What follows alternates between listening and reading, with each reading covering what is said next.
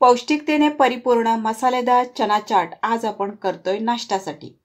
बाजारातून हरभरे आणायचे, सोलायचे आणि ते उकडून घ्यायचे। कढईत थोडंसं तेल घ्यायचं, जिरं, हिंग, उकडलेले चणे आहेत ते टाकायचे, बटाटा उकडलेला, लाल मिरची पावडर, 2 मिनिटं परतायचं। नंतर ते प्लेटमध्ये काढून घ्यायचं। त्यावर कांदा, काकडी, टोमॅटो टाकायचं आणि सगळं मिक्स करायचं। मसाले मिक्स केल्यानंतर त्यानंतर जिरेपूड, चाट मसाला, लेमन ज्यूस, मीठ टाकायचं।